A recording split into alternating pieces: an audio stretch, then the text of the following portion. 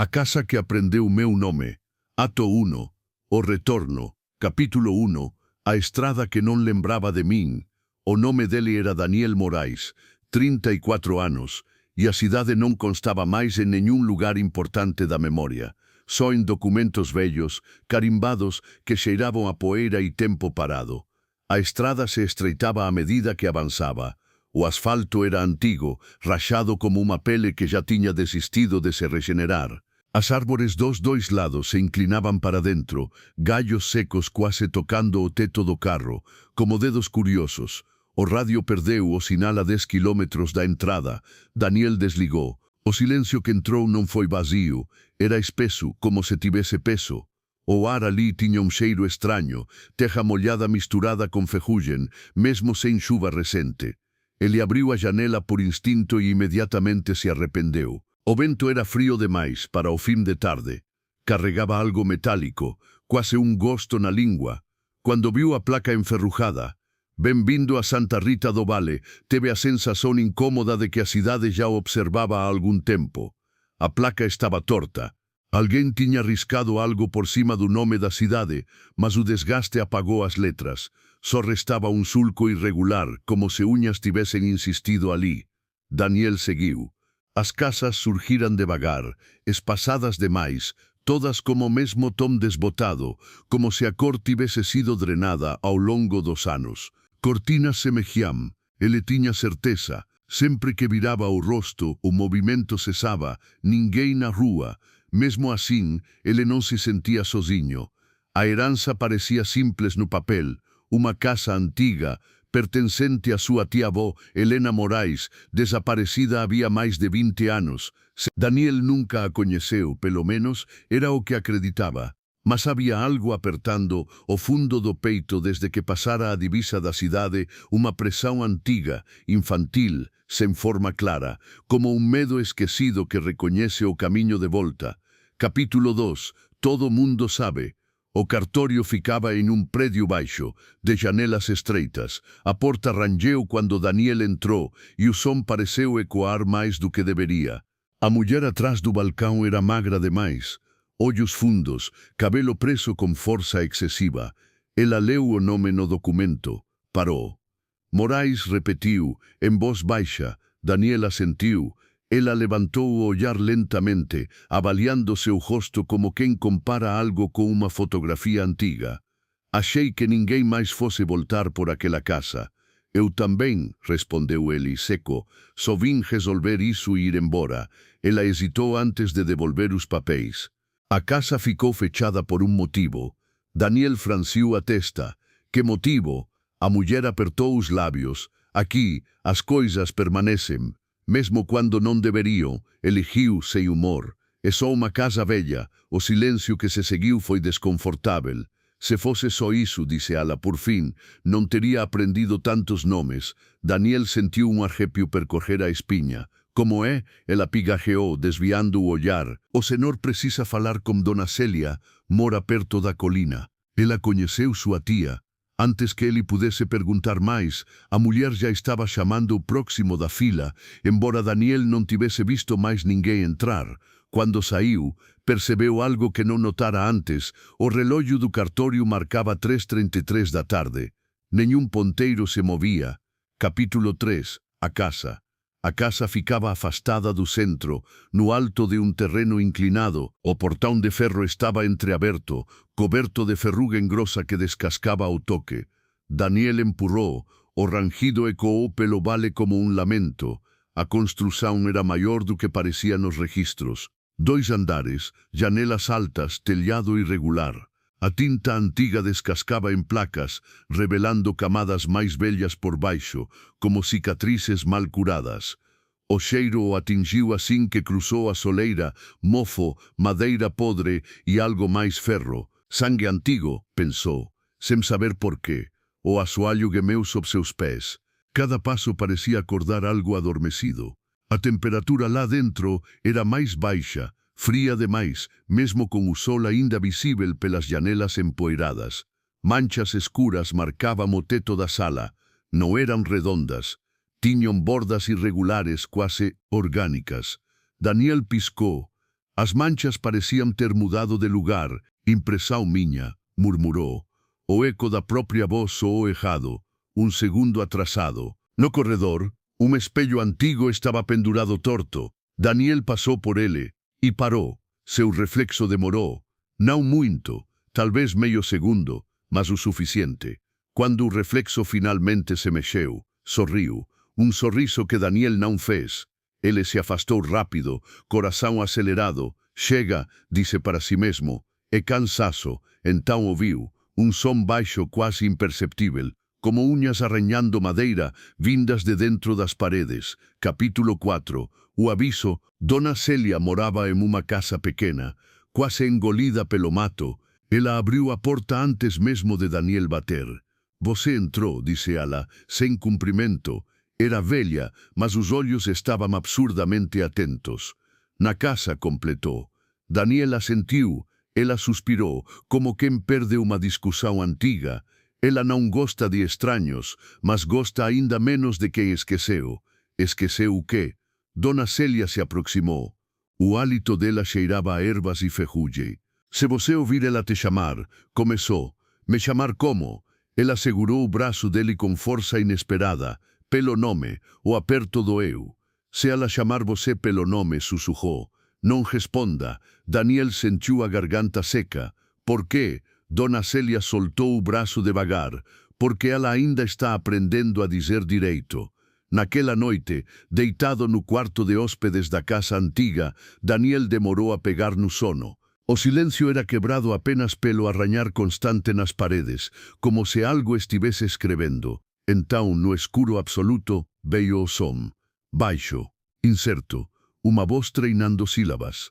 Daniel, ele prendeu a respiração. A casa havia dito seu nome, e ainda estava tentando aprender o resto. Ato 2, a casa reage. Capítulo 5. A primeira resposta. Daniel passou a noite acordado. Não porque o som continuasse, ele parou exatamente às 3h34. E isso foi pior. O silêncio que veio depois parecia atento, como se algo aguardasse uma resposta que não recebeu. Quando o sol entrou pelas frestas da janela, a casa já tinha mudado. Ele percebeu no momento em que saiu do quarto. O corredor estava mais longo, não dramaticamente, apenas o suficiente para causar aquela sensação nauseante de erro, como quando se perde degrau invisível. A porta do banheiro, que antes ficava a 3 passos, agora exigia 6. Daniel mediu com o corpo, depois mediu com a memória. Nenhuma das duas concordava. No chão, perto da escada, havia objeto que não estava ali antes. Sapato infantil, velho, de couro rachado, cadarço ausente. Dentro, algo escrito à mão, em tinta quase apagada. Demen, o estômago de Daniel se revirou. Eu não tive filhos, murmurou. A casa estalou, não como madeira velha, como articulações se ajustando. Capítulo 6.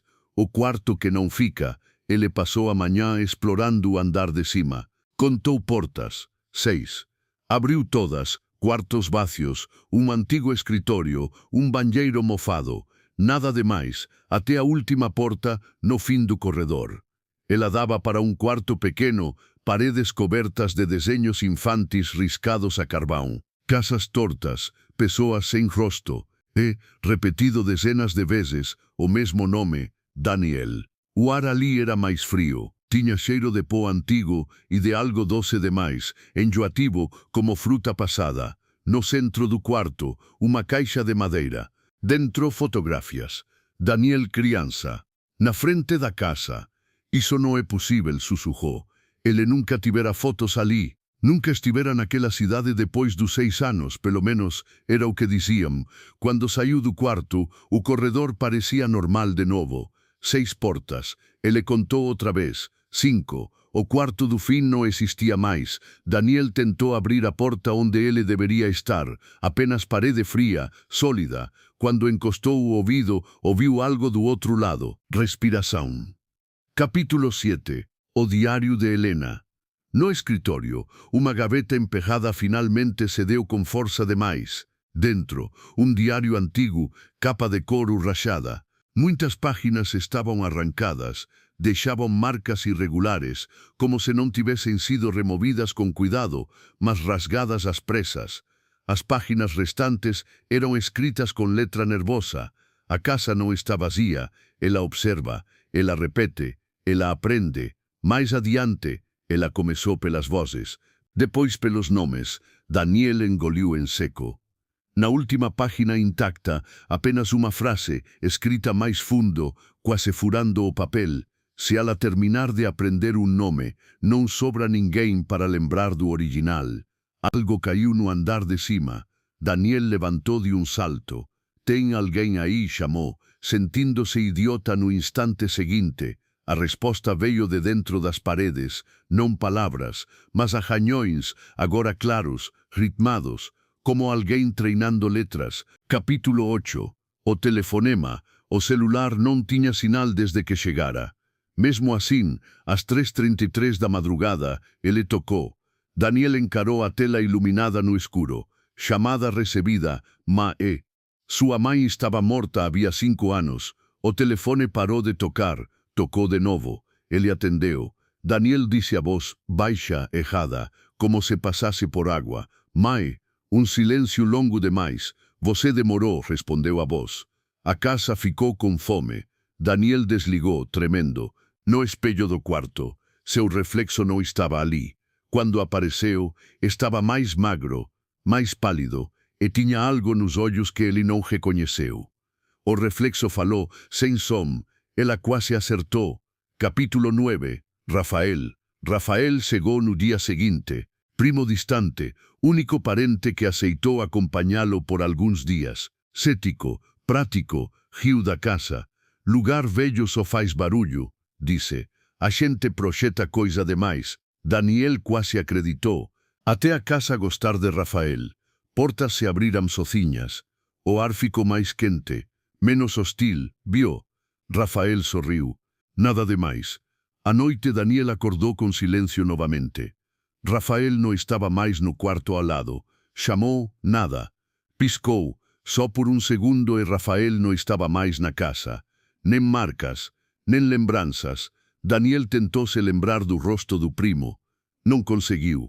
Na parede do corredor, algo novo estava escrito, riscado por dentro da madeira. Obrigada. Capítulo 10. A porta das 3:33. Na terceira noite após o desaparecimento, Daniel ficou acordado, sentado na escada, esperando.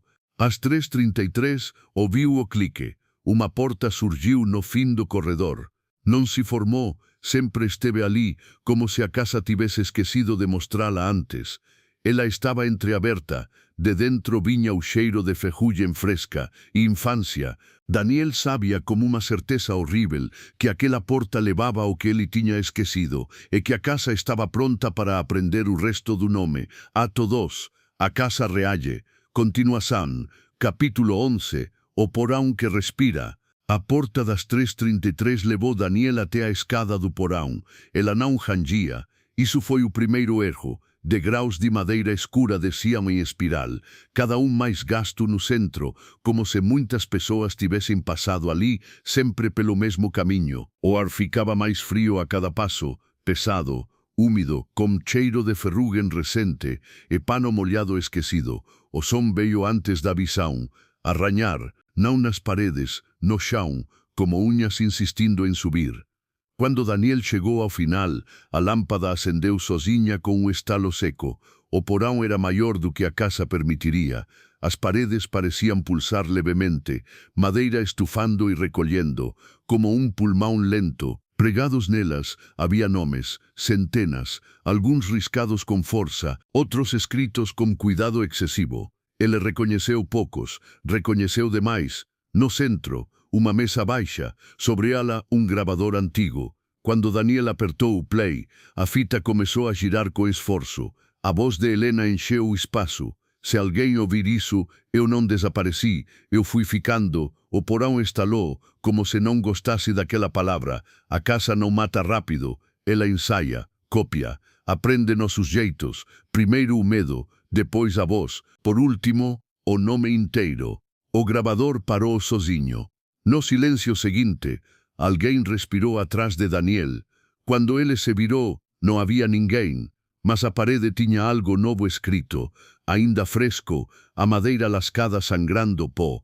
Daniel Morá. A escrita parou no meio, como se estivesse esperando. Capítulo 12. Dona Célia não responde mais. Daniel correu para fora da casa ao amanhecer. O sol parecia fraco demais, distante, como uma lâmpada velha. A cidade estava acordada, mas errada. Pessoas caminhavam devagar, sempre evitando olhar diretamente para ele. Ele bateu na porta de Dona Célia. Nada. Bateu de novo. A porta estava destrancada. Dentro, a casa era limpa demais, arrumada demais. Não havia sinais de luta, nem de saída. Na mesa da cozinha, uma xícara de chá ainda morna e um bilhete escrito com letra trêmula. Ela já sabe metade, não deixe aprender o resto. Daniel ouviu passos atrás de si, virou rápido. Dona Célia estava ali, ou algo que parecia com ela. O sorriso era largo demais, os olhos vazios demais. Você voltou, disse ela, com a voz perfeitamente treinada. A casa ficou contente. Onde está a Dona Célia de verdade? Perguntou Daniel. Ela inclinou a cabeça. Eu sou ela. O espelho da sala revelou a verdade, o reflexo atrasava, e quando acompanhava, fazia movimentos diferentes. Daniel saiu correndo. Quando alcançou a rua, a casa de Dona Célia não existia mais. Havia apenas um terreno vazio, como se nunca tivesse estado ali. Capítulo 13. A cidade aprende junto. Daniel tentou ir embora. O carro ligou. A estrada não levou a lugar nenhum. Sempre que passava pela placa enferrujada, ela dizia a mesma coisa. Bem-vindo a Santa Rita do Vale. O relógio do painel marcava 3:33. Ele percebeu então o que tentava não ver desde o início. As pessoas na cidade repetiam gestos, frases, entonações, como se fossem versões ensaiadas. No mercadinho, o atendente disse, seu nome é bonito. Daniel congelou. Quem te disse meu nome? O homem piscou, uma fração de segundo atrasado. A casa fala bastante. À noite os sussurros se multiplicaram. Não vinham só da casa, vinham do chão, dos postes, das paredes da cidade. Daniel, Moraes. A última parte ainda soava errada, dura, incompleta. A casa estava quase pronta. Capítulo 14. A prova. No quarto que não podia ser encontrado duas vezes, Daniel finalmente achou o que selaria a verdade. Ele não procurou a porta.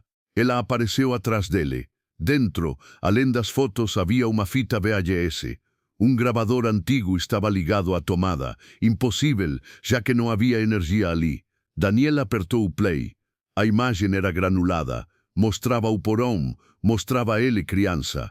Helena estava ajoelhada à frente dele, segurando seus ombros. Você não pode dizer seu nome aqui embaixo, dizia ela chorando. Promete pra tia. A criança assentia, tremendo. Ela escuta, continuava Helena. Se aprender, ela fica você.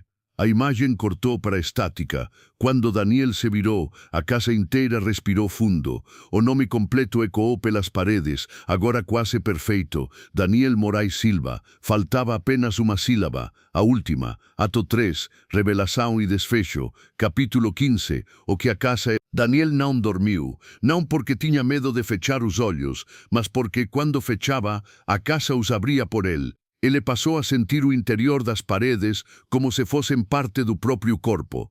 Sabia onde rangiam, onde doíam, onde algo se movia com mais frequência. Era como reconhecer um dente inflamado com a língua. No porão, ele entendeu. Não de uma vez. A casa não entrega verdades, ela as deixa escorrer.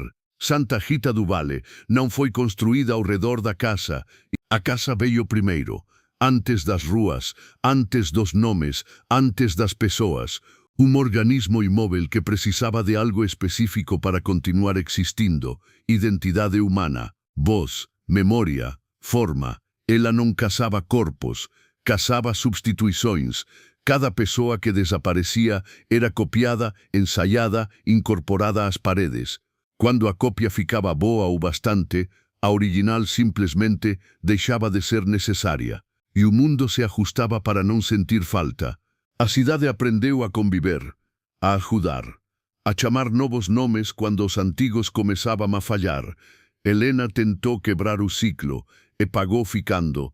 Capítulo 16. A tentativa de fuga. Daniel tentou fugir de novo, desta vez a pé. Correu até os limites da cidade, passando por casas que agora tinham janelas demais, portas onde não deveriam existir. As pessoas o observavam com um misto de pena e expectativa. Como quem assiste alguém errar o último passo de uma coreografia. O chão ficou mais macio. Elástico, cada passo parecia afundar levemente, como se a cidade fosse um tapete estendido pela casa. Ele tropeçou. Quando caiu, ouviu o sussurro em uníssono: falta pouco. Daniel gritou seu nome incompleto, tentando confundir. Daniel Moore. A terra se fechou em sua boca. A casa não precisava mais correr. Capítulo 17. Helena. Ele acordou no quarto que não podia ser encontrado 2 vezes. Helena estava sentada na cama, ou o que restava dela. O rosto estava correto, a voz quase, mas o corpo falhava em detalhes pequenos demais para alguém que não tivesse conhecido a pessoa real. Os dedos tinham juntas extras, a sombra projetava movimentos atrasados. Eu tentei te esconder aqui, disse ela, apagar seu nome da casa. Você me trouxe de volta, respondeu Daniel. Com amargura, Helena assentiu. Porque ela nunca esqueceu você, só esperou crescer. Ela segurou o rosto dele com mãos frias. Se ela aprender seu nome inteiro, você some. De verdade, não sobra nem lembrança. E se eu não deixar? Helena sorriu triste. Já deixou. A casa respirou. Capítulo 18. A última sílaba. A casa começou a falar com a voz de Daniel. Não perfeita, ainda. Ela repetia lembranças que só ele tinha. Sensações de infância, o cheiro do travesseiro antigo, o som do próprio choro abafado no porão. As paredes escreveram sozinhas, letra por letra, o nome quase completo. Daniel sentiu algo se soltar dentro do peito, como um botão antigo sendo desabotoado à força. Ele entendeu, então, a única coisa que Helena nunca conseguiu. A casa precisava terminar o nome, mas alguém precisava ouvir. Daniel se levantou, saiu do quarto. A casa vibrou, confusa, excitada. Ele correu até o espelho do corredor, aquele do reflexo atrasado. Olhou para si mesmo e falou alto e claro, para o reflexo errado. Você não é eu. O reflexo sorriu. Disse a última sílaba. A casa gritou. Capítulo 19. Consequência. Daniel acordou fora da cidade, na beira da estrada. O sol estava normal, o rádio funcionava, o mundo parecia correto, mas algo estava errado. Ele sabia. No retrovisor, seu reflexo acompanhava perfeitamente demais. Quando tentou dizer o próprio nome em voz alta, a última sílaba não saiu. Era como tentar lembrar uma palavra que nunca existiu. Ele dirigiu por horas. Ninguém em Santa Rita do Vale lembraria dele. Mas algo havia vindo junto. À noite, em hotéis, o quarto parecia aprender sua disposição. Espelhos demorava um pouco mais que o normal. Paredes estalavam como se ajustassem músculos, e às 3:33, em qualquer lugar, sempre havia uma porta onde não deveria. Último capítulo. O que ficou. Anos depois, alguém herdaria um apartamento simples, nada de especial. Exceto pelo fato de que, às vezes, no silêncio da madrugada, as paredes praticariam um nome novo, baixo, cuidadoso, como quem aprende a pronunciar algo precioso. Daniel, agora incapaz de lembrar quem foi primeiro, ouviria do escuro, obrigada. E entenderia tarde demais, a casa nunca perdeu o hábito. Epílogo, o que aprende sozinho. Daniel nunca mais voltou a Santa Rita do Vale, não porque não quisesse, mas porque não havia para onde voltar. Com o tempo, percebeu pequenas ausências. Fotografias antigas, onde ele deveria estar, mostravam espaços vazios demais. Pessoas com quem convivera por anos hesitavam antes de dizer seu nome, como se algo escorregasse da memória no último instante.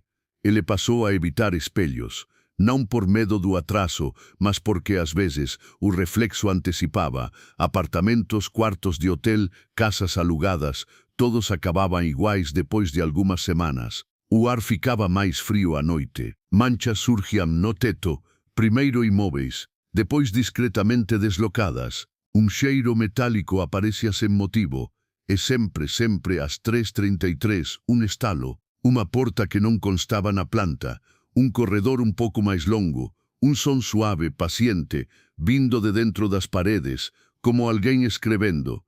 Daniel parou de tentar fugir cando entendeu a verdade final.